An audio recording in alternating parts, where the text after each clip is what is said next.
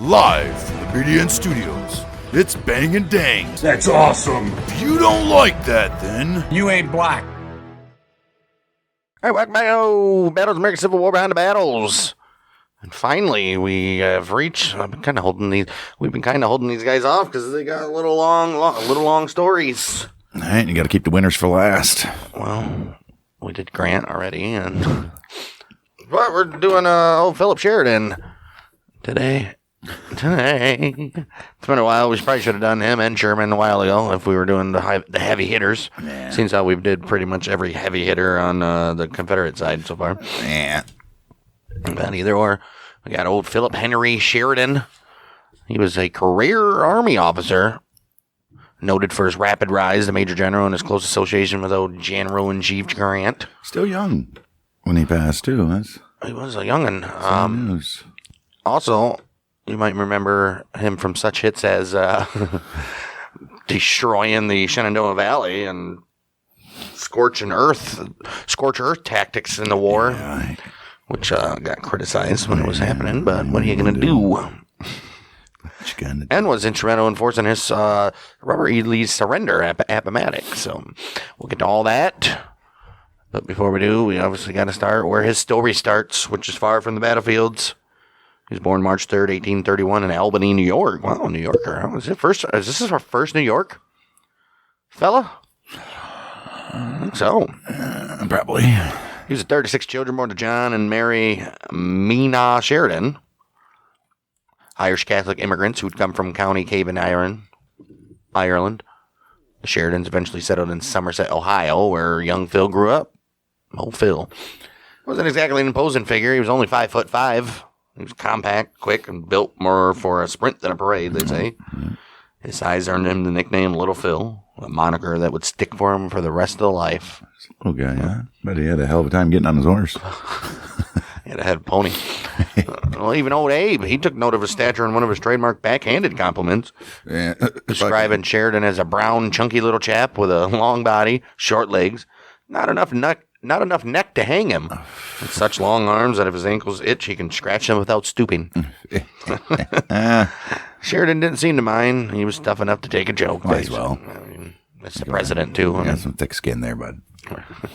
Some thick skin for that little body. Right. Like most kids in small town Ohio, he went to work very early. Sheridan spent his teenage years behind the counter of a general store, later climbing his way up to head clerk. Soon he'll be on fries. And bookkeeper at a dry goods shop. It was steady work. It was honest, but dull. It was boring. This is until a stroke of pure chance changed his little life. One of the store's regular customers happened to be United States Congressman Thomas Ritchie. Ritchie's first nominee for West Point flunked out of a math test and showed what politely described as a poor attitude. He said, "You know what? I know this kid from a small town in Ohio. He's hardworking, and he's a young clerk." Sheridan, that's his name. Philip, I believe. Little Phil. Right. Well, Phil, he took that shot, and he packed his bags. 1848, he said, "I'm going to war." Well, we don't know that. He's going to the United States Military Academy. It probably wouldn't be. I mean, they knew the Indians were Headed to wrecking West havoc Point. everywhere. Right. Well, that West Point, well, it wasn't exactly smooth sailing for old little Phil. He was smart. He was fiery, though.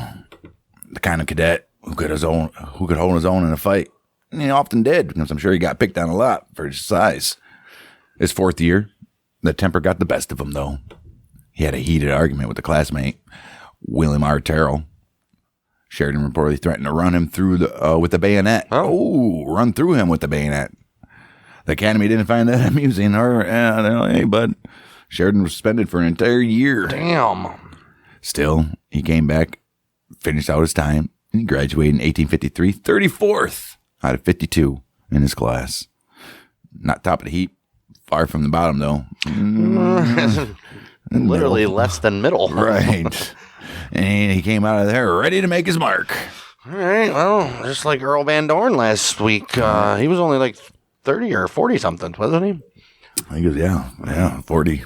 Well, upon graduation, Sheridan, he was commissioned as a brevet second lieutenant and shipped out west, about as far from home as one could get. His first posting was with the 1st U.S. Infantry at Fort Duncan on the dusty Texas border in Eagle Pass. Well, that's not as far as home as you can get. Right. From there, he was reassigned to the 4th Infantry at Fort Reading in Anderson, California. Most of his early career was spent in the Pacific Northwest, boring. And he thought life as a clerk in a friggin' general store was boring. Actually, might have been more exciting being in the frontier. Just take a look. It's in a book. The Reading Rainbow. Reading forward. I Can go to Anderson. Well, the Pacific Northwest, we all know at that time, frontier teeming with conflict, opportunity, and lots of danger. I'm in danger. Probably a lot of bears at that point, too. Fuck yeah, dude. In 1855, he joined a topographical survey mission to the Willamette Valley, which is a seemingly routine mapping job that quickly turned into something else. Before long, he found himself in the thick of the Yakima War and later the Rogue River Wars. Well, like I said, he was fighting in those wars with the Indians. These campaigns were brutal and personal, fought across forests and mountains rather than open fields, which you don't want with those Indians. No. Sheridan learned quickly, leading small detachments in hit-and-run skirmishes, gaining both combat grit and a knack for negotiating with local tribes. Right. It wasn't textbook warfare, but it shaped him into a leader who could adapt and survive under pressure. Well, he's about to go into a whole different type of war with the Civil War. Well, yeah, but still, yeah. He's like, wait a minute. We're going to line up in lines and just shoot at each other? Yeah. That's how we need to bring trees with us. Yeah. If anything, dealing with the Indians is far from textbook, yes.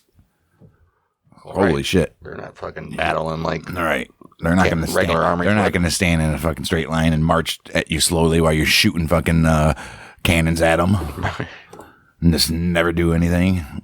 Sad. I can't believe we fought like that. That's the stupidest way to fight. I mean, you had to. Bullets only reached so far. That's what you used artillery for. You got to get past the artillery to get close to about 100 yards before you can fire a single bullet back then. Probably not even 100 yards. Probably like 50 yards. With those muzzles. Already looked it up. Fucking 100 yards. Civil War muzzles. 400 yards for the Springfield. Yeah, that's a Springfield lever action. Nobody had those. Everybody did. Union was cheating, remember? Right. Muskets. Rifled muskets. 400 yards. Oh, they're rifled muskets. This regular smoothbore, 50 to 75 yards. Mostly everybody had smoothbore muskets. Not mostly everybody. All the south. You had a 3-inch ordnance rifle, which went to 1,830 yards at 5-degree elevation. That's not very much degree, though. That's like right over your head. Not even.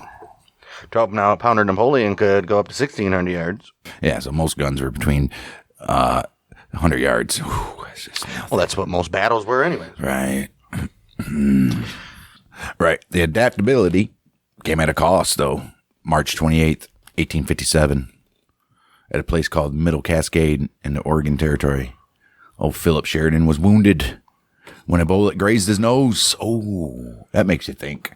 That makes you think at the end of the night when you're sipping on your... Well, they were actually aiming for somebody behind him, but he was so small that they didn't see him. So. It wasn't a serious injury, but it was mentally. Right. It was close enough to remind him how quickly a man's luck could run out. Yes, definitely. Wow. During his time out northwest, Sheridan also had a relationship that defined the rigid military and social norms of the day. He lived for a time with a woman. I was going to say, did he live with a guy? Right. He lived a time with a woman named Frances, known to white settlers by that name, though she was the daughter of Tuckalama Chief Harney. The two shared a life together in his tour in Rogue River country, a personal chapter in Sheridan's story, often left out of the official record because no one cares. Right. By March of 1861, the country was teetering on the brink of a civil war. One's teetering, the other's tottering. Old Philip Sheridan, he's now a seasoned officer with years of frontier experience. He's promoted first lieutenant. Fort Sumter fell. War erupted weeks later. He was bumped up again. This time, captain. Captain Lil Phil. Little boy from Ohio, the brown, chunky little chap who'd once threatened a classmate with a bayonet, was about to enter the biggest fight of his life. And one that would make his name echo throughout American history and world history at that. By the end of 1862, Phil Sheridan had already proven himself to be one of the Union's most aggressive young officers. But December 31st would seal that reputation in blood and fire. Son of a bitch. That morning at the Battle of Stones River in Tennessee, Sheridan did something few division commanders managed that day. He saw what was coming. Yeah, nobody did that. Right. Anticipating a Confederate strike, he positioned his men before dawn, bracing for the assault that would rip into the Union right flank. When the attack came, it was furious and unrelenting. Waves of Confederate infantry crashing against his line, like waves of the ocean against the sand. Sheridan's division held firm, firing volley after volley until the very last round of ammo was spent. Only then did they fall back, methodically and in order, Nice. buying the Union Army precious time to regroup and form a new defensive line. That stand may well have saved the Army of the Cumberland from collapse that very day. Kidding. Wow. Cost, well, it was brutal. Result, undeniable.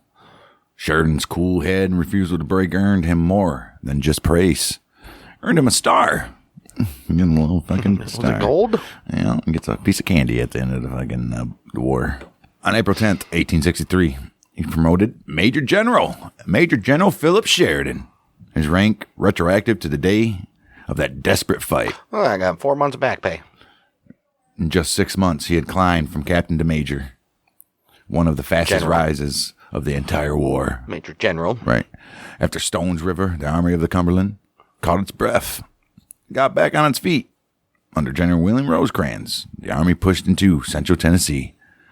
Their aim was to drive Braxton Bragg's Confederate forces out of town, boys, and don't you come back. Sheridan's division played a key role in Rosecrans' Tullahoma campaign. The campaign, so masterfully executed, it forced Bragg's retreat without even a full-scale battle. Sheridan's men were the very first bluecoats to march into town of the Tullahoma. A symbolic, strategic victory that lifted the Army's spirits. Right. And their penises, because the horses were waiting. Right, but that good fortune didn't last at all. That fall, They fell. at Chickamauga in northern Georgia, everything went wrong. Ooh, if anything go wrong, everything will go wrong, right? The second day of that battle, September 20th, Rosecrans was shifting Sheridan's division behind the Union line. Old Bragg struck, and he struck hard, exploited a gap in the defenses. The Confederate assault under General James Longstreet slammed into the Union flank with devastating force. Sheridan's men dug in on a small rise called Little Hill or Lytle Hill. Somebody in the comments let us know, I'm sure. Fighting desperately to hold their ground, but they were soon engulfed by panicked Union soldiers streaming to the rear. Uh-oh. Overwhelmed, outflanked, his division was driven from the field in chaos, unlike his orderly retreat at Stone's River. Right. Still, old Sheridan, he didn't run. He rallied as many of his scattered men as he could, retreating toward Chattanooga while gathering up stragglers and restoring some sense of order. When he heard that Major General George Thomas was making a stand on Snodgrass Hill, the last bluecoat foothold on the battlefield, Sheridan tried to march his division back into that very fight. But the route he took wound up in rough terrain. By the time he arrived, fighting was over. Yeah, they already rebuilt the town. Right. Even so, his attempt to return to the front separated him from Rosecrans, who was accused of abandoning the field, and was relieved of command not long after that. Oh, Rosecrans. Sheridan's grit that there day, even in defeat, protected both his rep and his career. Yup. 2 months later, him and his Army of Cumberland, they got their payback, though. Oh. November 25th, 1863, at the Battle of Missionary Ridge outside of Chattanooga. Sheridan's division was part of George Thomas's He's got his payback on a beat-up Confederate army that knows the war is over. Well, not yet. Pretty much. He was a part of George Thomas's corps ordered to advance on the Confederate rifle pits at the base of the ridge. Before they went forward, Sheridan rallied his men with just 2 simple words. Remember Chickamauga. Damn right. They shouted it back as they surged ahead, this time not retreating army, but as avengers. The plan called for the troops to stop at the rifle pits, but momentum and pride had took over. Oh. Under heavy fire from above, Sheridan's men kept climbing and moving. Sheridan himself was right in the thick of it, spotting Confederate officers silhouetted along the ridge line. "Here's at you," he yelled, before an exploding shell showered him with dirt. Oh. Without missing a beat, he brushed himself off and barked, "That's damn ungenerous. I shall take those guns for that." Oh, this guy's a joker, huh? Ungenerous, huh? Well, guess what? He did. Sheridan's division smashed through the Confederate defenses, breaching Missionary Ridge in one of the most stunning uphill assaults of the war. Yeah. Uphill? The old rebels under Bragg's, they broke and fled in confusion. They're like, what the hell? They came up a hill? Sheridan, never one to sit still, immediately ordered his men to pursue Bragg's retreat, about time, all the way to Chickamauga Station, the enemy's supply depot. but eventually pulled them back when he realized no other Union units had followed. Because guess what? They're doing exactly the same thing they've been doing for the past 2.5 years. Nothing. Afterward, Grant, who witnessed the charge, he gave Sheridan full credit for the victory's finishing blow.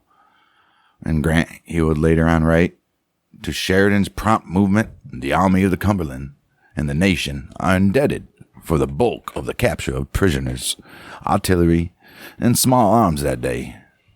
Except for his prompt pursuit, so much in this way would not have been accomplished. Good for him, right? Right. Less than a year, the fiery little general. Less than a year, the firecracker. Right, and less than a year, that fiery little general from Ohio had fought his way from the chaos of Stones River to the triumph of Missionary Ridge.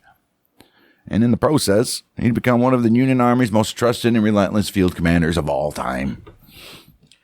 And by the spring of 64, Philip Sheridan's name was known across the Union Army. His rise had been meteoric and had been... mediocre. Right. Had been mediocre. It hadn't gone unnoticed by the man now running the entire war effort, old Grant himself. You always want to be noticed by the man. He was newly promoted to General-in-Chief of all forces. He decided to shake things up in the East. He wanted a fighter to take command of the Army of the Potomac's Cavalry Corps. Someone aggressive, fearless, and not afraid to bloody the enemy. Ooh, I like it. That man in Grant's eyes, or at least in his later memoirs, was Phil Sheridan. The truth, though, is a little more complicated, they say. Sheridan wasn't Grant's first pick at all. Oh. In fact, the original choice was Major General William Franklin, but Chief of Staff Henry Halleck nudged Grant toward Sheridan instead. Whatever Grant's initial thinking, he quickly came to see Sheridan as the perfect match for his new campaign. It's all worked out. And in the years after, Grant would insist that Sheridan was the very man he wanted all along. Right. It wasn't Sheridan him per se, but Right. Sheridan was the type of man he wanted. This is who I wanted. Right. Wow. Sheridan, he got his orders and headed east, reporting to the headquarters of the Army of the Potomac on the 5th of April, 1864. Just weeks before Grant's all-out push against Robert E. Lee. That would end up being almost a year-long siege over there. Damn near was, yeah. The Overland Campaign, as it would become called, was designed to grind down Lee's army once and for all. Grind down. Old Phil's job was to make sure that cavalry played its part. But when he arrived, he found himself boxed in by old habits and old thinking. The Army's commander, Major General George Meade, kept the cavalry tied to its traditional duties, screening the infantry, scout enemy positions. That's important. And protecting supply trains. It was a cautious, defensive use of cavalry, and Sheridan hated that shit. He's like, we can do stuff here, boys. He wasn't built to guard wagons. He was built to dig graves. Right. Well, ordered graves. Right. Right. Watch him. His frustration grew during the first battles of the campaign. The opening clash came in the tangled wilderness of central Virginia. A nightmare of thick underbrush and choking smoke that made organized fighting nearly impossible, which is the Battle of the Wilderness. Yes, it's crazy. May 5th and 6th. Sheridan's cavalry could do little in that dense, suffocating terrain. Dude, imagine like 1,000 guns going off at once. It's just, that smoke is never leaving that place. And it's insane. Isn't the wilderness where they set the field on fire and dudes that were wounded were burning to death? Burning to death. As you would think, in that dense forest, the horses useless. Yeah. Visibility zero. The fighting turned into close-range chaos. When the Union Army tried to swing around Lee's right flank towards Spotsylvania Courthouse, Sheridan saw a chance to prove himself. But the operation faltered. His troopers were supposed to clear the road from the wilderness and secure key intersections, but Confederate forces struck fast. Skirmishes along the Plank Road, May 5th, and at Todd's Tavern from May 6th through the 8th, it went against Sheridan's men. Confederates beat them to the crossroads, blocked the Union infantry, and forced the advance to grind to a halt. It was a rough start in the east for old Little Phil. Dense Virginia forest had robbed him of his mobility and his cavalry. Restless and underused, was still being treated like a defensive afterthought. Sheridan wasn't the kind of man to take that laying down. He had a point to prove, and before long, he'd find a way to make the Eastern generals see exactly what they were going to get with this little fella. Right. He's like, my guys on horseback, they can fight. They can fight good. Well, by May of 1864, Philip Sheridan's patience worn thin. He'd been brought east to shake things up. But he's just right. Where is Grant? Right. But all he's doing is seeing himself scouting, and he was tired of being treated like a glorified messenger on horseback. His superior, General George Meade, saw it differently. Meade wanted Sheridan's cavalry doing what cavalry had always done. Scream. I know. Right. Just laying low until we need you. And then when Meade confronted him about it, not following orders, sparks flew. The argument boiled over when Sheridan, exasperated, he told Meade flat out, "I could whip Stuart if you just let me, damn it." Well, Sheridan, he was referring, of course, to the legendary Jeb Stuart, whose reputation for audacity had made him a hero in the South and a thorn in the old bluecoat's side. It really was. Yeah, old George took Sheridan's boast straight to Grant. Grant, who appreciated a bit of fire on his officers, he simply replied, "Well, he generally knows what he's talking about. Let him start right out and do it." That's all he needed. That's all he needed. And with that, the leash came off. Damn. See? Sheridan started running around, shitting in people's yards. Meade relented and issued orders for Sheridan to take the fight directly to Stuart. May 9th, 1864, Sheridan and his cavalry thundered off on a raid aimed towards Richmond. It's a bold move that would test his theory that Union horsemen could match and beat the Confederate cavalry on their own turf, and they haven't yet, really. No. The raid was dramatic, but mixed in its results. Sheridan struck hard, fighting several engagements along the way. May 11th, Yellow Tavern, just 6 miles north of Richmond. Damn. His men clashed with Stuart's forces in a fierce run-in battle. There, Sheridan's troopers mortally wounded the famed Jeb Stuart. Did. A devastating loss for the Confederacy and a huge symbolic victory for the Union. The next day at Meadow Bridge, Sheridan's men beat back a counterattack by Fitzhugh Lee's men, another of the South's top cavalry generals. We'll get to him in one of our episodes shortly. They let loose a hungry pit bull there, and Sheridan's just, wow. Think if they didn't. Wow. Well, it was pretty much already over with anyway. Was it, though? Despite those... needed the valley to... Right, yeah. Despite those battlefield wins, the raid failed to achieve its broader goal, though. Richmond was never seriously threatened, and Sheridan's decision to push so deep into enemy territory left General Grant temporarily blind. Without his cavalry, the Union Army his Union Army had no eyes and ears during critical moments of the campaign at Spotsylvania and the North Anna River. Historian Gordon Rhea later summed it up bluntly. He said that Sheridan's raid severely handicapped Grant at a key point in the campaign, and his dramatic ride towards Richmond, while flashy, looked more like an unnecessary showboating than sound strategy. Oh, shut up. Oh. When he rejoined the Army of the Potomac, his troopers were bloodied but eager for redemption. Damn right. They soon clashed again with Confederate cavalry at Hall Shop on May 28th. A grueling close-quarters battle fought in thick woods that left heavy casualties on both sides. I bet it did. The fight was inconclusive, but it gave the Confederates valuable intelligence about Union positions, a costly oversight for Sheridan. Yeah. From there, his men played a crucial role in seizing the crossroads that would trigger the bloody Battle of Cold Harbor in early June. Sheridan's cavalry held off repeated Confederate attacks until reinforcements arrived. A rare moment where the Union horsemen held firm under brutal pressure. You know? Right. Didn't happen very often. Oh, Grant, he always looked to keep the pressure on Lee. Sent Sheridan next on another ambitious mission. He said, "Go strike that northwest. Tear up Virginia Central Railroad. Link up with Major General David Hunter's army in Shenandoah Valley." Risky move, deep in hostile territory. Well, on the 11th of June and the 12th, Sheridan ran into Confederate General Wade Hampton at the Battle of Trevilian Station. This is the largest all-cavalry engagement of the entire Civil War. Sure was. The very first day of battle, it went Sheridan's way. He outmaneuvered Hampton, took key ground. Second day in battle, multiple assaults failed. His forces, heavy losses. Sheridan forced to withdraw, having inflicted damage, but achieving none of his objectives. The campaign's pattern becoming clear. Flashes of brilliance, followed by costly retreats. Hey, it gets too cocky, and then he's like, "Oh, step back and think for a minute, bud." As his weary troopers marched back towards the Union lines, they ran headlong into Confederate cavalry again, June 24th, at Santa Maria, which is St. Mary's Church.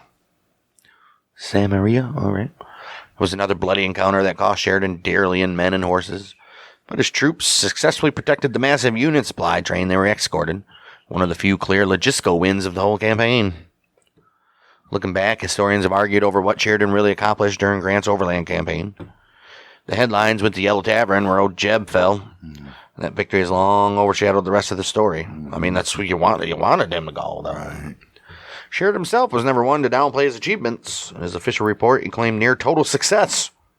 He said the result was constant success and the almost total annihilation of the rebel cavalry. We marched when and where we pleased. We were always the attacking party and always successful. A little revisionist history there, buddy. Oh, I like it. Not everyone agreed. Historian Eric Wittenberg, he later dissected the record, noting that out of the 4 major raids, Richmond, Trevilian, Wilson Cots, and First Deep Bottom, and 13 significant cavalry battles, only Yell Tavern could truly be called a Union victory. What are you going to do, man? It's the most important one. The rest, including Hall Shop, Trevilian Station, Meadow Bridge, Samaria Church, and the Wilson Cots raid, well, the costly fights that bordered on defeat. And many Sheridan's command narrowly escaped destruction multiple times. So while Little Phil had certainly proved his aggressiveness and struck a major blow by taking down Old Jib, his first campaign to the east left a divided legacy. To his critics, reckless. His supporters, exactly what the Union needed. A commander who was finally willing to fight the enemy on equal terms. Good for you, bud. By mid-1864, the Shenandoah Valley had become the Confederacy's favorite backdoor into the North. Time and time again, Southern armies had slipped out of Virginia through the valley, marched into Maryland and Pennsylvania. And we all know that even them and Jubal Early threatened Washington, D.C. Yeah. It was the Confederacy's natural highway, rich in food, livestock, and railroads. And every time they used it, it sent Northern politicians into a panic. They're up the valley again! That summer, Confederate General Jubal Early decided to follow the same playbook. In what became known as the Valley Campaigns of 1864, he pushed his men north in a bold attempt to draw Union attention and resources away from Grant's siege of Petersburg. His army struck hard, fighting near Washington's outskirts, even raided towns in Pennsylvania. The move caused exactly the uproar he wanted. The freaking Washington was panicking, dude. Right. Panicking mannequins. Right. And panicking. Right. Grant, he was already stretched thin, holding Lee at Petersburg. He knew that he had to shut down Shenandoah once and for all. The answer, a new command. The Middle Military Division, whose field force would be known as the Army of the Shenandoah. He shuffled through a list of potential commanders. He had George Meade, William Franklin, David Hunter. The plan was to put Hunter or Franklin in overall command and give Phil Sheridan charge of the field army. One by one, those options fell apart. Either rejected by Grant, either rejected by D.C., or by the generals themselves. Nah, I'm good. I'm good. Nah, I'm good, but. And finally, over the protests, the Secretary of War, Edwin Stanton, seems like a piece of shit. We should be doing this guy next, to be honest. I want to see what he's all about. He thought Sheridan was too young for such authority. Yeah. Grant, he made his choice official. August 7th, 1864, old Little Phil took command of both the Middle Military Division and the Army of the Shenandoah. Fuck yeah. 33 years old, fiery as ever, and about to take on one of the most consequential campaigns of the whole war. Damn right. His orders were clear and brutal. Grant's instructions left no room for interpretation. The mission wasn't just to defeat Early's army and stop the Confederate incursions into the North. It was to destroy the whole valley's ability to sustain the war. He told them directly, the people should be informed that so long as an army can subsist among them, recurrences of these raids must be expected. We are all determined to stop them at all hazards. Give the enemy no rest. Do all the damage to railroads and crops you can. Carry off stock of all descriptions and Negroes so as to prevent further planting. If the war is to last another year, we want the Shenandoah Valley to remain a barren wasteland. Ooh. It's a harsh command, essentially a scorched earth policy. But Grant wanted to end the Confederate threat at its source. He's like, I'm sick of this shit, dude. Wow. And with Sherman, while you're at it, go burn down friggin' every city you pass. Well, Sheridan's start, it was slower than expected. He had to gather scattered forces and organize supply lines before moving. And meanwhile, Jubal Early received reinforcements, narrowing Sheridan's window to even strike. Grant warned him not to attack with the advantage against you, but at the same time grew impatient with lack of results. The armies faced each other warily for over a month. And as the 1864 presidential election approached, the Northern public, tired of this stalemate, began to grumble, and they got grumbles, became screaming. Grant and Sheridan met face to face on September 16th at Charlestown in Virginia. The two generals hashed it out. Grant gave the go-ahead, and Sheridan would strike within 4 days. When the hammer finally fell, it hit hard. Because on the 19th September 1864, Sheridan's army launched a coordinated assault near Winchester. They were armed with precise intelligence from an unlikely source, a local Quaker school teacher. and Union sympathizer named Rebecca Wright. Her information about Early's troops' movements gave Sheridan the edge that he needed. The result? Third Battle of Winchester. A major Union victory that broke Early's lines and sent his army reeling south. That's what he needed, baby boys. He didn't stop there either. Just 3 days later, September 22nd, he followed up with another win at Fisher's Hill, driving Early's men deeper into the valley. It was the kind of 1-2 punch Grant had been waiting for. It was fast, decisive, and ruthless. With Early in retreat, Sheridan turned to the second part of his orders, which is destroying the valley's ability to feed the Confederate war machine. He unleashed his cavalry in what became known as the Burning. They rode as far south as Waynesboro, torching barns, mills, granaries, railroads, factories, rounding up livestock by the thousands. It was a simple goal: make the valley uninhabitable for the army, or any army, as a matter of fact, for any people. Sheridan's men carried out the work with relentless efficiency as well. By the time they were done, over 400 square miles of one of Virginia's richest regions had been reduced to scorched, smoking ruin. Damn, dude. Wow, it was a harsh warfare. Hey, man, you got to do what you got to do. But it achieved what Grant had demanded. The Shenandoah Valley, once the Confederacy breadbasket, gone. Usefulness to Southern cause effectively destroyed. With those victories, Sheridan's reputation as one of the Union's fiercest and most effective commanders cemented. Devastation Sheridan unleashed in Shenandoah would foreshadow the scorched earth tactics that Sherman would soon use on his march to the sea. Well, they're both pretty good. The goal was the same: cripple the Confederates' ability to wage war and make the people who supported it feel the cost of the rebellion. Yeah. That was in the heart of Georgia. To the Southerners who lived through it, it became known simply and bitterly as the Burning. The Burning Man. After all the burning, the destruction was so extensive that soldiers began calling themselves barn burners and destroyers of homes. Oh, they call themselves dope. Right. In their letters home, many described scenes that haunted them as well. One wrote that he'd personally burned 60 private homes and admitted that it was a hard-looking sight to see the women and children turned out of doors at this season of the year. Right, that's sad. Another sergeant, William T. Patterson, described the valley in eerie, apocalyptic detail. The whole country around is wrapped in flames. The heavens are aglow with the light thereof. Such mourning, such lamentations, such crying and pleading for mercy by defenseless women, I never saw or want to see again. The campaign achieved its purpose militarily, obviously, but morally it left scars that would last generations. Yeah. And while Sheridan's forces moved methodically through the valley, Confederate partisans refused to let them rest. Colonel John Mosby and his Rangers waged a relentless guerrilla war, ambushing patrols, cutting off stragglers, and striking supply trains before vanishing into the countryside. Sheridan's men came to hate Mosby's name, calling him the Gray Ghost, a constant thorn in their side. Didn't they call in The Patriot, wasn't Mel Gibson guy the Ghost or some shit? By October, Sheridan believed Juba Early's army had been effectively shattered and began preparing to return his troops to Grant at Petersburg. But Early said, not quite yet, buddy. I ain't done. Reinforced, determined to salvage his reputation, he launched one last surprise offensive at dawn on the 19th of October, 1864. And you guessed that very battle. It was the Battle of Cedar Creek. Sheridan, 10 miles away in Winchester that morning, when he heard the distant rumble of artillery.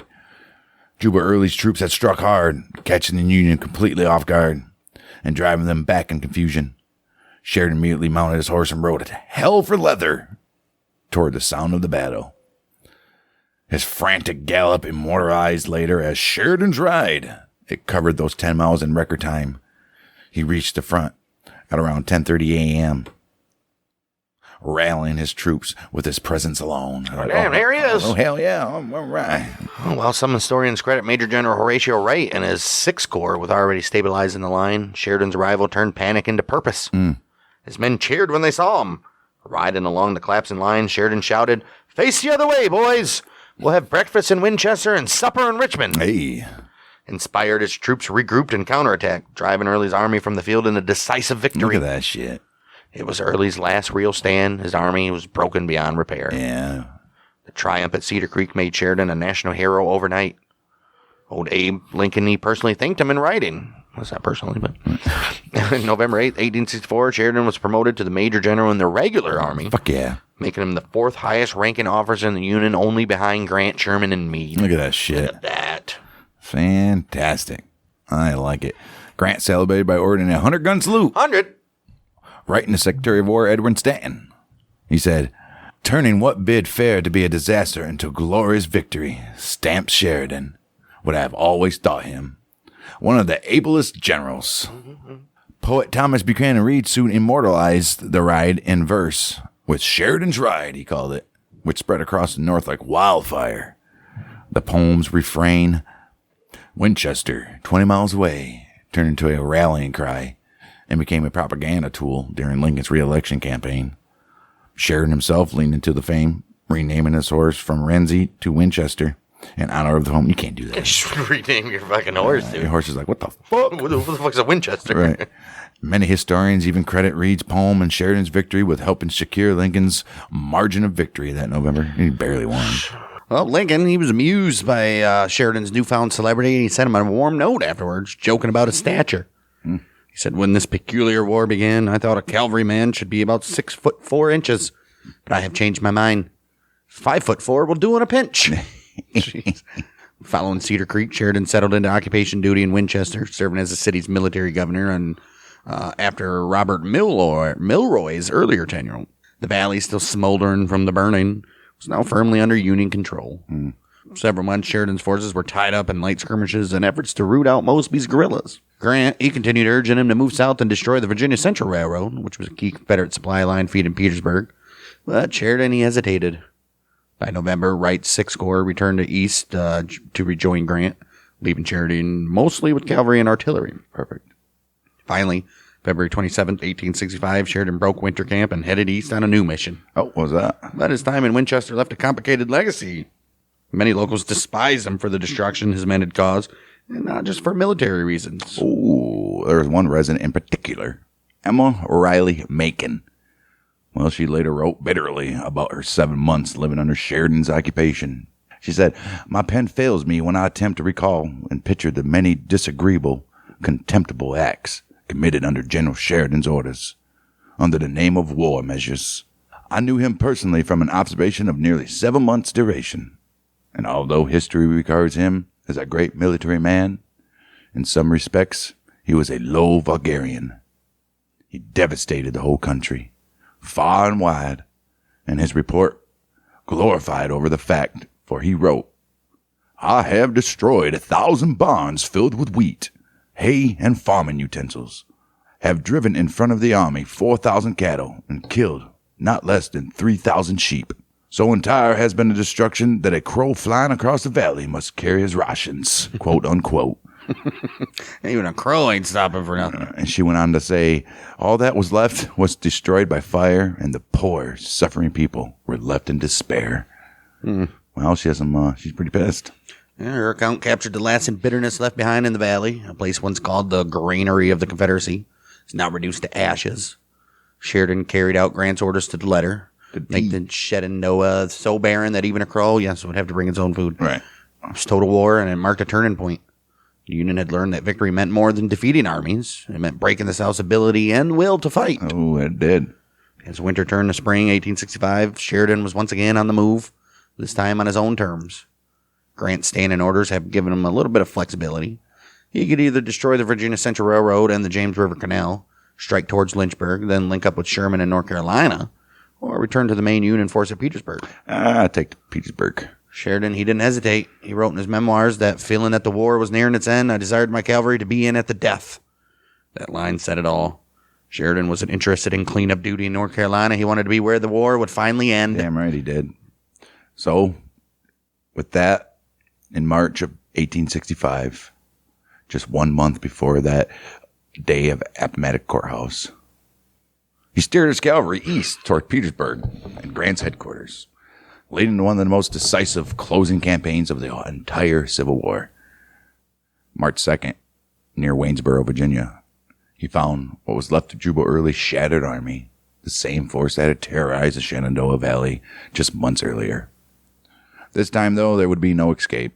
Sheridan's troopers attacked swiftly, trapping Early's men in the town, cutting off every avenue of retreat. By the time the smoke cleared, roughly 1,500 Rebs had surrendered. Early's army ceased to exist. Gone. Sheridan's cavalry, they rolled on eastward, leaving nothing behind but captured guns and stacked arms. Less than a month later, Sheridan struck again, and this time, the blow landed squarely against Robert E. Lee's main force. Because on the 1st of April at the Battle of Five Forks, Sheridan's men smashed through the rebel flank southwest of Petersburg. The battle was short, the battle was violent, and that battle was decisive. Sheridan's maneuver cut Lee's final supply lines to the South Side Railroad, the last lifeline feeding the whole Confederate Army. Without it, Petersburg could no longer hold. By dawn that very next day, Lee had no choice but to abandon both Petersburg and Richmond. The Confederate capital fell. Sheridan's cavalry, they played a critical role in breaking that very line. But as usual, that victory comes with controversy. During the chaos at Five Forks, Sheridan relieved Major General Gouverneur Warren from command of the 5th Corps right in the middle of the battle. Sheridan claimed Warren had moved too slowly and lacked urgency. Hey, man, we want to get this shit done. Well, others argued Warren had performed admirably. Dismissal effectively ended Warren's military career. Clearly he didn't. Years later, 1879, President Rutherford B. Hayes, he convened a court of inquiry to investigate the incident. Damn. I don't think it's worth it. 14 years later. Right. After 100 days of testimony and dozens of witnesses, the court ruled that Sheridan's decision was unjustified. Oh.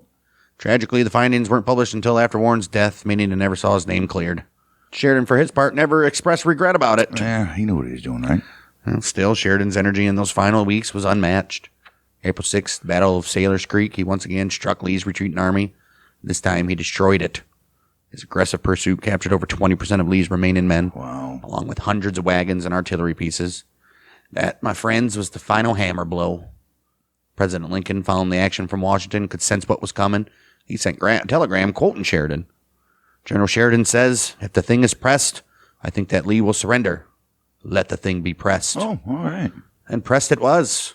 3 days later, April 9th, Sheridan's cavalry raced ahead of Lee's retreating army, blocked the only road of retreat at Appomattox Courthouse.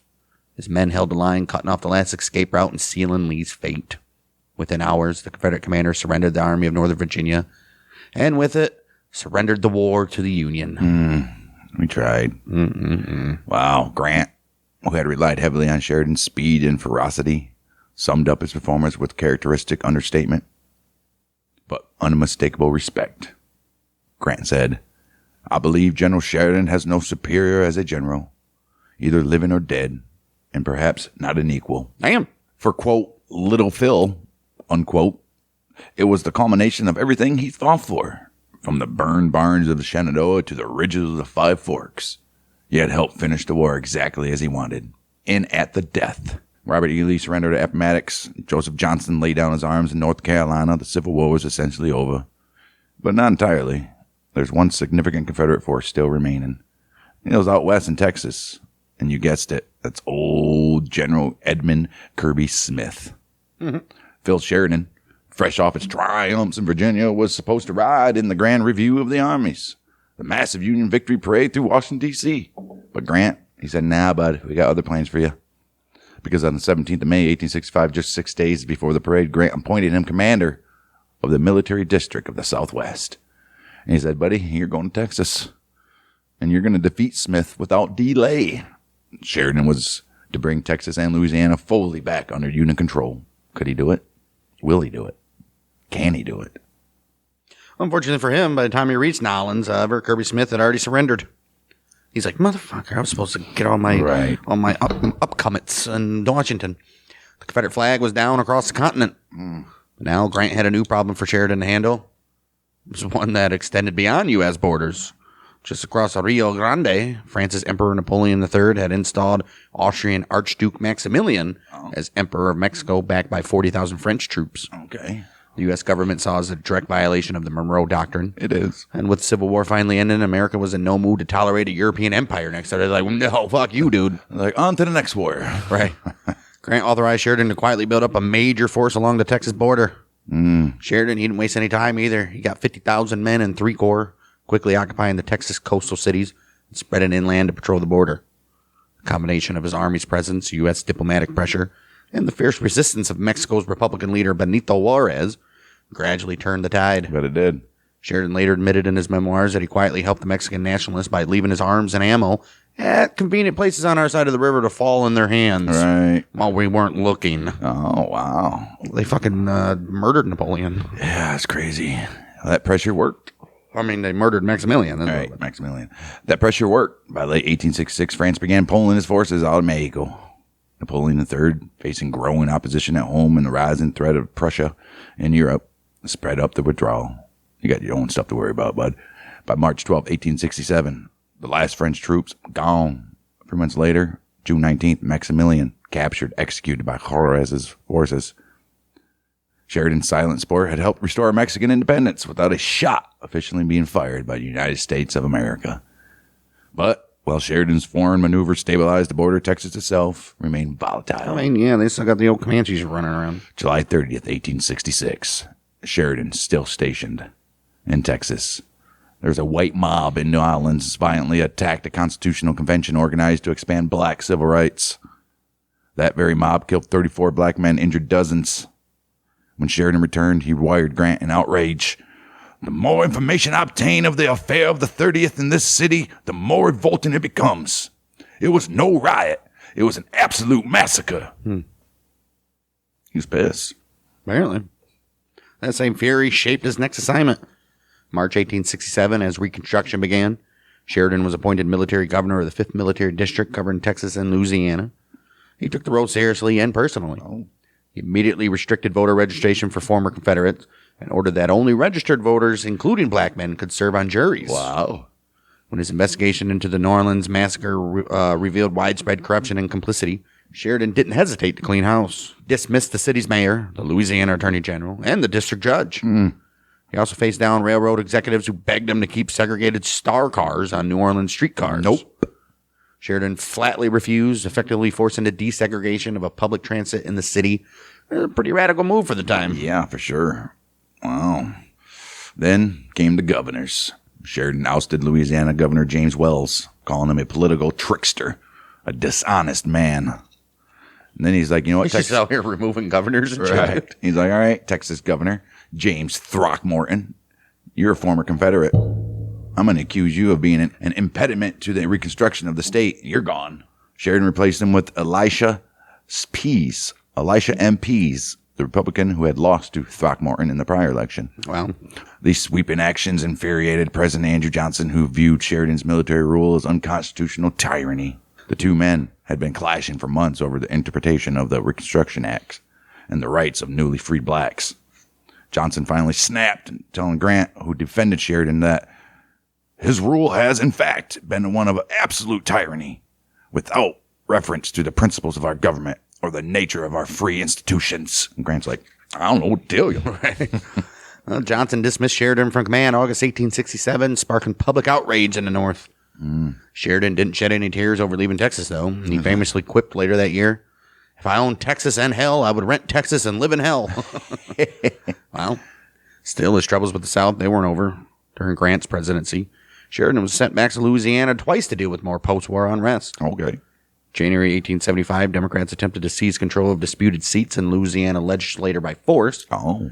Sheridan backed Republican Governor William Kellogg, who was the legitimate winner of the 72 election, called the violent Democrats banditti. Yeah, we did something on that, didn't we? Yeah, well, it was in One of those other ones. I think it was in Longstreet's story or something, or Grant's story, probably. Right. He called them banditti, recommended they be tried by military tribunals and stripped their habeas corpus rights. Ooh. The statement caused a political firestorm. Headlines in the New York World roared, "Tyranny, a sovereign state murdered." Oh, geez, damn, that's a hell of a headline. Right. Somebody's picking up that newspaper. A year later, 1876, Sheridan, once again sent to New Orleans, this time to maintain peace. After the bitterly disputed presidential election between Rutherford B. Hayes and Samuel Tilden, his troops kept the streets calm as politicians argued over electoral votes behind closed doors.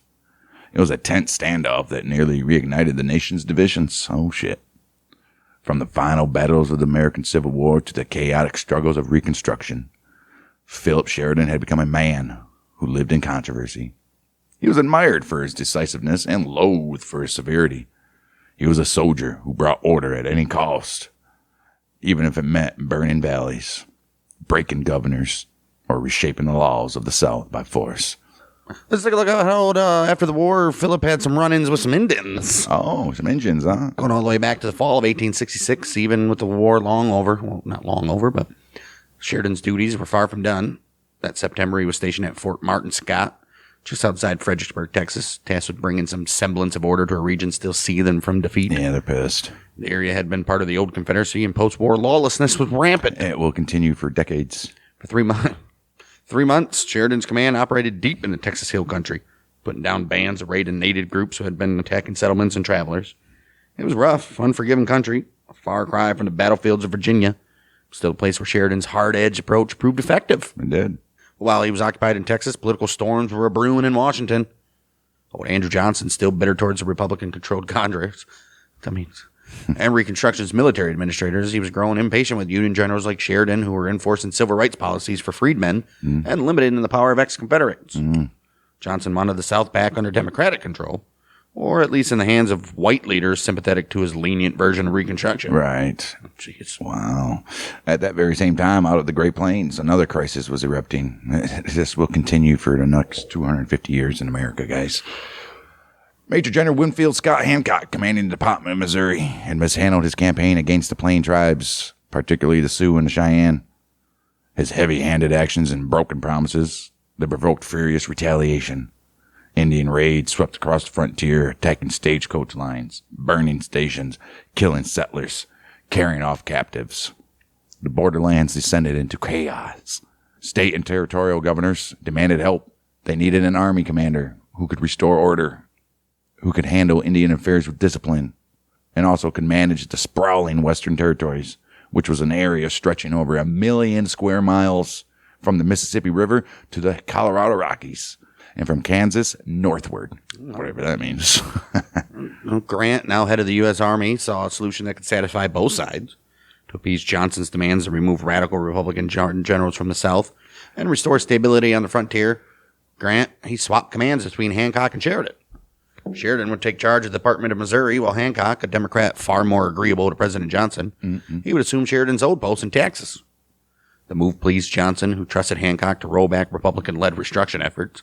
And indeed, Hancock quickly won over the local white population by relaxing federal oversight and supporting policies that reinforced racial segregation and reestablishment of former Confederate authority. Good Lord. Andrew Johnson's a fucking moron, dude. Yeah, that guy was a piece of shit. For Sheridan, the change meant a new kind of war. One not against armies, but against nations of people fighting to preserve their way of life. Talking about the old Indians. His new assignment placed him in command of the United States Army's vast western frontier, where the government's goal was to end native resistance and confine tribes to reservations. The Kansas Historical Society, later on, it summarized Sheridan's mission bluntly. It went on to say, President Ulysses S. Grant wanted Sheridan to pacify the Plains Indians, primarily in response to the mishandling of the white Indian conflict by such notables as Major John Chivington and General Winfield Scott Hancock. Sheridan's ultimate goal was to make the Indians give up their traditional way of life and settle on reservations. His tactic, though bordering on the barbaric, it worked. Amen. This was the beginning of what would become known as the Indian Wars. Sheridan would soon become one of their most controversial architects. His belief in total warfare, forged in the Shenandoah Valley, is like, this shit worked, I'm doing it everywhere. And now found new expression on the open plains.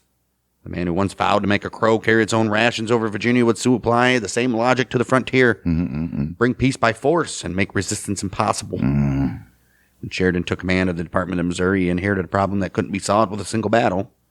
Plains, they're enormous, sparsely settled, and in constant turmoil. Native tribes, Cheyenne, Kiowa, Comanche, Arapaho, and others, they were fighting to defend their homelands and way of life against a wave of settlers, railroads, and broken treaties. I mean, they don't want nothing to do with you guys. Just leave them be. Sheridan's troops spread thin across thousands of miles and backed only by state militias. Couldn't hope to fight a conventional campaign that way. If it wasn't for gold, they would never even touch the plains. Well, What are you going to do? So Sheridan turned to a method he already knew well. Deprivation warfare. deprivation. Yeah. The same tactics he used to burn out the Shenandoah Valley were now applied to the Great Plains. If he couldn't chase down every war party, he could destroy their ability to fight. The result was the winter campaign of 1868-1869, which was a grim, relentless operation designed to strike native tribes when they were most vulnerable. Sheridan ordered coordinated attacks against the Cheyenne, against the Kiowa, and the Comanche while they were in their winter camps. Wow. His soldiers swept through the snow-covered plains, destroying food stores, capturing and killing livestock, and burning villages. Campaign's most infamous engagement came on November 27, 1868, at the Battle of the Washita River. Colonel George Armstrong Custer, under Sheridan's overall command, attacked a sleeping Cheyenne village led by Chief Black Kettle. The attack left scores of men, women, and children dead. It became one of the most controversial acts of the Indian Wars. Yeah. Sheridan defended it as a necessary strike, part of a larger plan to force the tribes back onto reservations. And by the end of that brutal winter, that's exactly what happened. The tribes, starving and broken, had little choice but to return to the lands the government had set aside for them. Man, bastards. Sheridan's strategy was harsh, but achieved the results Washington wanted. After these wars, old Sheridan would oversee the Red River War, the Ute War, and later the Great Sioux War of 1876-77, which culminated in, we know, of Custer's disastrous defeat and death at Little Bighorn. Yeah, probably deserved it. Right. Jeez, oh Pete. Meanwhile, another tragedy unfolded across the plains. This was the destruction of the American bison, all by the United States government. Bastards. Professional hunters, I don't know about that. many operating with tacit military approval, slaughtered millions of buffalo between 1870 and 1874. By the time the killing slowed, over 4 million animals gone. The central food and material source for many plains tribes gone. A popular myth grew that Sheridan himself had encouraged this extermination, supposedly telling the Texas legislator, let them kill, let them skin, let them sell until the buffalo is exterminated. But as historian Dan Flores later proved, no such speech was ever made. The Texas legislature never even debated a bill on the hide trade. And the story originated decades later in the year of 1907. It was a memoir of a buffalo hunter named John Cook. Sheridan's supposed role in promoting buffalo hunting was almost certainly fabricated. This is another example of how the legend of Little Phil often blurred with the man himself. Even so, Sheridan's frontier career left a complicated legacy. His campaign succeeded in breaking organized native resistance by 1870s, but at an enormous human cost. He became a symbol both of Western expansion and of its brutality. This is yet another legend attached to itself to his name. The infamous phrase, the only good Indian is a dead Indian. Wow. According to our story, first printed more than a century after the fact, Comanche chief Tosawi supposedly introduced himself to Sheridan in 1869 saying, Tosawi, good Indian. To which Sheridan allegedly replied, the only good Indians I've ever saw were dead. Well, like the Buffalo quote, though, this exchange is almost certainly apocryphal. Okay. The first known appearance of the story came in D.D. Brown's Bury My Heart at Wounded Knee in 1970, which cited a supposed eyewitness, Lieutenant Charles Nordstrom. He claimed the phrase has evolved over time into the now notorious saying. Sheridan himself denied ever saying it, and no contemporary records or first-hand accounts support the claim. Exactly. His views on Native Americans were complex, harsh by modern standards, but not as genocidal as his legend suggests. The Kansas Historical Society summarized his stance. Sheridan has been accused of being unnecessarily cruel, bent on exterminating the Indian. Although he did regard the Indians as savages, whose one profession was that of arms, he felt that it would take more than just combining them to reservations to settle the West. It would also be necessary to exercise some strong authority over him. Oh. Wow. Well, Sheridan, he did admit that the United States government had broken its word to the tribes and that its failures had helped create the conflict. In his own words, he put, we took away their country, their means of support, and against this, they made war. Could anyone expect less? That's what he said. He also condemned the government's neglect of the reservation system, writing that it was Congress's responsibility to, quote, furnish the poor people from whom this country has been taken with sufficient food to enable them to live without suffering the pangs of hunger, end quote. Hardly the words of a man eager of extermination, right? Sheridan himself. He saw himself. Sheridan saw himself above all as a soldier, one bound to duty. One bound by duty to protect settlers on the frontier, not to shape the national policy. And again, his own words, my duties are to protect these people. I have nothing to do with Indians, but in this connection, The wife of a man at the center of wealth and civilization and refinement is not more dear to him than it is the wife of a pioneer of the frontier. I have no hesitation in making my choice. I'm going to stand by the people over whom I am placed and give them what protection I can. Okay. That was a philosophy summed up Sheridan's life after the war. Practical, unsentimental, and ruthless when necessary. To his critics, he was a destroyer. To his supporter, he was a man who finally brought order to the frontier. In truth, he was both. A soldier shaped by war who believed peace could only come once resistance was impossible. Right. Mm-hmm. By the late 1860s, Sheridan was one of the most famous military men in the country. We know this. Mm-hmm. His rise hadn't stopped yet. March 4th, 1869, just as Ulysses S. Grant took office as president, he was promoted to lieutenant general, which is the second highest rank in the Army. That same year, he asked Grant for a special assignment to observe the Franco-Prussian War in Europe, study how modern warfare was a-changing. Oh. Grant agreed. In 1870, Sheridan, he sailed overseas. Look at that shit. In Europe, Sheridan found himself treated almost like royalty. He traveled with the Prussian army and was personally hosted by King Wilhelm I, the future German emperor. Oh. He was even present when Emperor Napoleon III of France surrendered to the Germans. Oh. A moment that for Sheridan carried a personal sense of irony. Wow. Right. Just a few years earlier, French troops had backed Maximilian's short-lived empire in Mexico, a regime Sheridan had helped undermine from across the border. Now watching Napoleon's downfall must have felt like poetic justice. He was there for the downfall of two major people. Crazy. After the fighting ended, Sheridan toured much of Europe before returning back to Washington to report his findings. His assessment was blunt.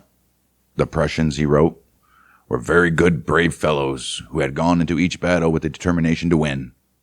Then he added dryly, "There's nothing to be learned here professionally."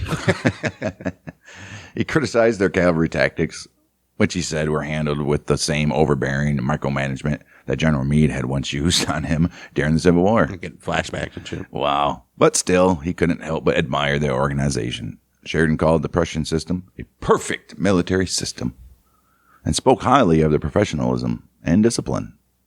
His tone toward the French, however, it was less forgiving. He was openly disgusted by the performance, writing that they had advanced slowly and clumsily, wasted opportunities to strike German supply lines. They were routed frequently. Sheridan, he summed up his disappointment sharply by saying, "I am disgusted.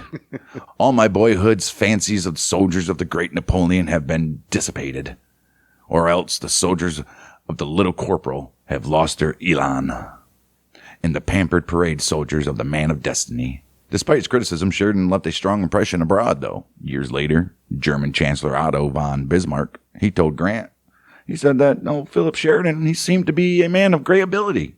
He had a wonderfully quick eye, he said. Back home, Sheridan's reputation as a national hero only grew.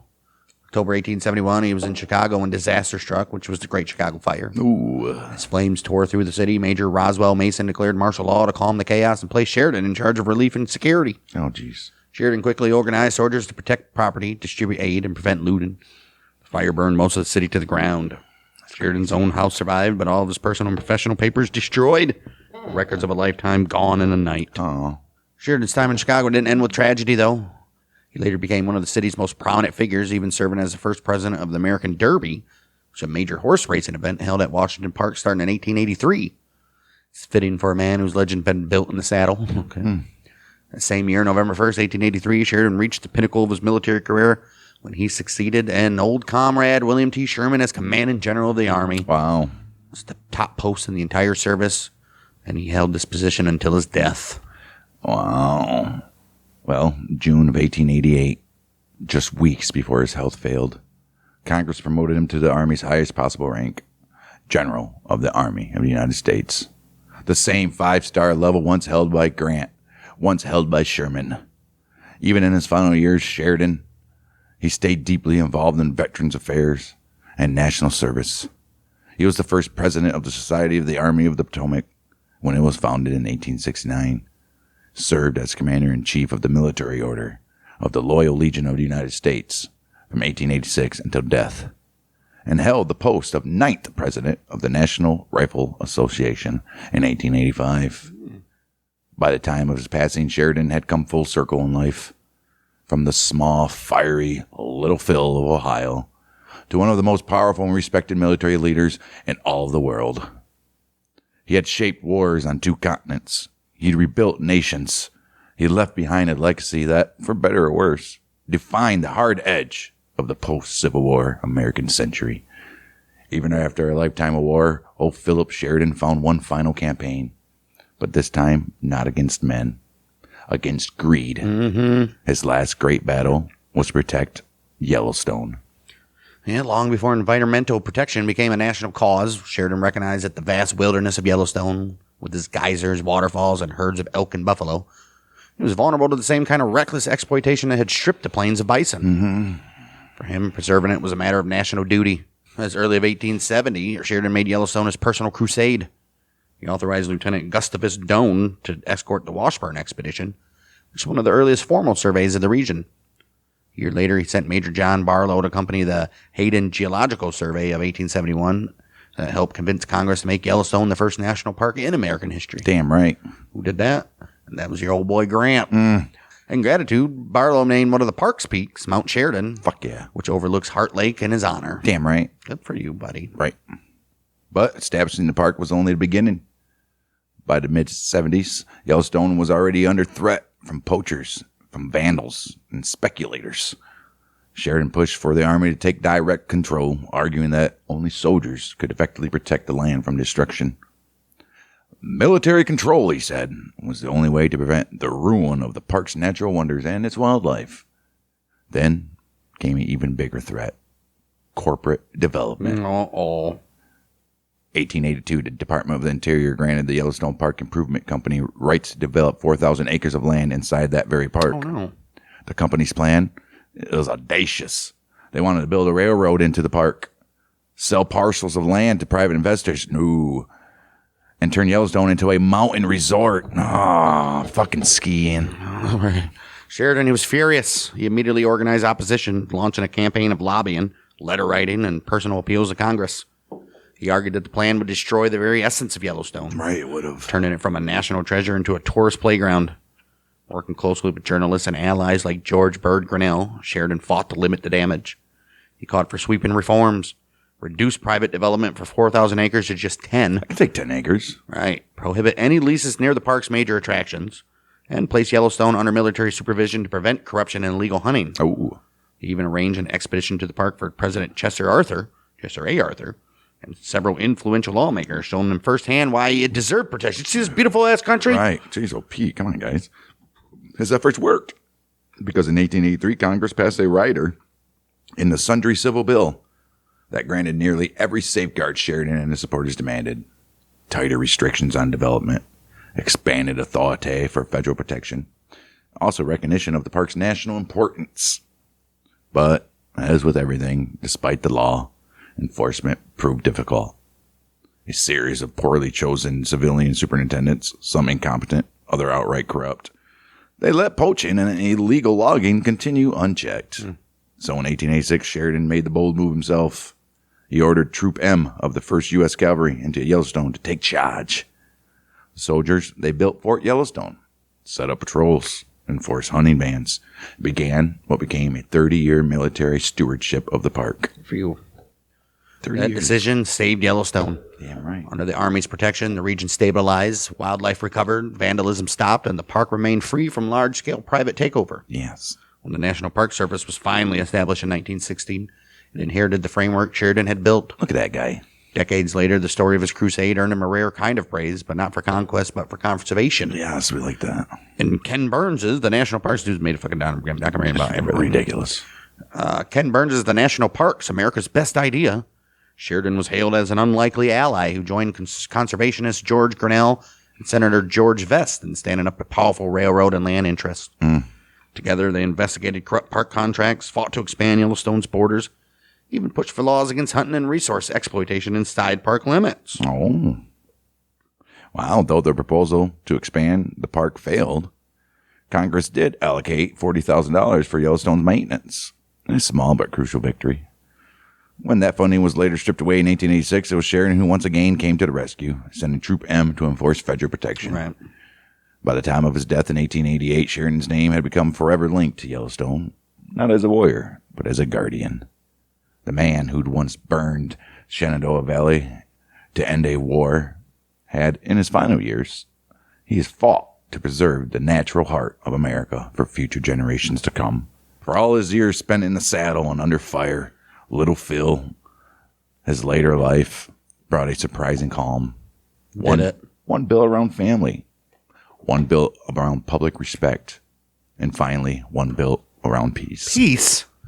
By June 3rd, 1875, at the age of 44, the lifelong soldier married Irene Rucker, 22-year-old daughter of Army Quartermaster General Daniel H. Rucker. The marriage drew attention across the United States and Washington, not only because of the age gap, but because little Phil was famously gruff and battle-hardened general seemed utterly smitten. Mm-hmm. The newlyweds settled in D.C. in a home gifted to them by citizens. Gifted to them by citizens of Chicago. How? Why not? As thanks for Sheridan's leadership and protection during that fire of 1871. There, they built a family and a quieter life. They had 4 children. Mary, born in 1876. Twin daughters, Irene and Louise, born in 1877. Philip Jr., born in 1880. Well, Philip Jr. followed his daddy into the Army, eventually reaching the rank of major. Look at you, Phil Jr. Philip Jr. ended up marrying Isabel McGonigal, herself the daughter of another career Army officer, George McGonigal. It was a union that carried on Sheridan's family's long connection to military service. Sheridan's home life was actually remarkably steady. He remained active in his work as commanding general of the Army, we know, but his later years were largely defined by public appearances, veteran reunions, and his deepening involvement in organizations like the Loyal Legion and the Army of the Potomac Society. Those close to him said he mellowed with age, though his voice and presence still carried the same command and force that once rallied men on the battlefield. All right. But by 1888, Sheridan's body began to fail him. After decades of relentless travel, stress, and heavy living, his health took a sharp turn. Right. In the spring, he suffered a series of massive heart attacks, just 2 months after sending his long-awaited memoirs to the publisher. Why do they always die when they're about to make their memoirs? Right. The once slim horseman had filled out over the years, weighing over 200 pounds at age 57. He's only 5'4". Yeah, that's pretty crazy. And the strain of his post-war duties finally caught up to him. Yeah. Wow. As news of his failing health spread, Congress quickly acted to honor him one more time. June 1st, 1888, they passed legislation, like we said, they passed legislation that promoted him to the highest rank possible, General of the Army. A congressional delegation personally brought him the news. Though weak and in pain, Sheridan was overjoyed. It was a perfect capstone to a storied career and life. Right, not to mention a nice little paycheck for his family. Right. Afterward, his family moved him away from the summer heat of Washington to a seaside cottage in Nanquit, a quiet enclave in Dartmouth, Massachusetts. This is where that he'd hoped the ocean air might ease his condition. But the reprieve was short, because August 5th, 1888, Philip Henry Sheridan, Little Phil, the fiery cavalryman who raided the streets of Ohio as a child, raced across battlefields as an adult from Chickamauga to Appomattox, died, heart failure, 57 years old. His body was returned to Washington, where he was laid to rest with full military honors on the sloping grounds of the Arlington National Cemetery, facing the capital city he had helped preserve. His gravesite soon became one of the cemetery's most visited spots, marked by a statue sculpted by English artist Samuel James Kitson. Sheridan, Get an American to do it. Right. Sheridan immortalized in bronze, astride his horse, forever looking toward the city.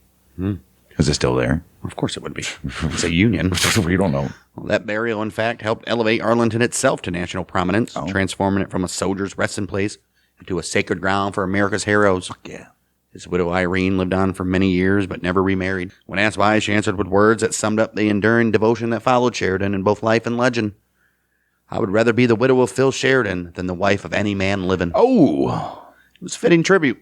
Sheridan had spent his life in motion, a man of fire, energy, and conviction. And even in his death, his legacy loomed large over the Army, the nation, and the history he helped shape. Little Phil. Oh, Little Phil, man. Huh? Look at this guy. What a guy. What a guy, huh? Yeah. What a guy. Could be one of the best generals America's ever had. All right. Pretty up there, huh? Except for the devastation of the engines, but what are you going to do? You do what you got to do, man. I guess. That's old Phil. That didn't take as long as I thought. It's probably going to be about an hour 10, hour 15. That's Phil Sheridan. Next week, we'll be back with probably a disgusting human being in the former Confederate soldier. General. Most likely. Terrible, terrible man. Maybe we'll do Fitzhugh Lee or somebody. Maybe, or maybe Stephen Dill Lee. One of them, or Pemberton, or Pendleton, or Pettigrew, or Pickett, or Pillow, Pickett or Polk, or Price, or Rhodes, or Rosser, or Pickett Sibley. might be a good one. Polk Fire would be a decent one. The whole episode's just going to be his Pickett's charge. And he got his ass whooped. Yeah, maybe we'll do Pickett next week. That.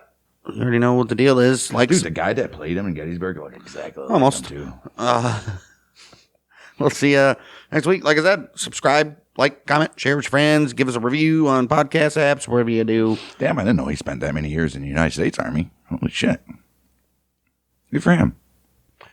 And we'll see you next week. He was only age 50 when he died, too. All right, yeah, we'll see you next week for more Battles of the American Civil War Behind the Battle. We're about to mention again.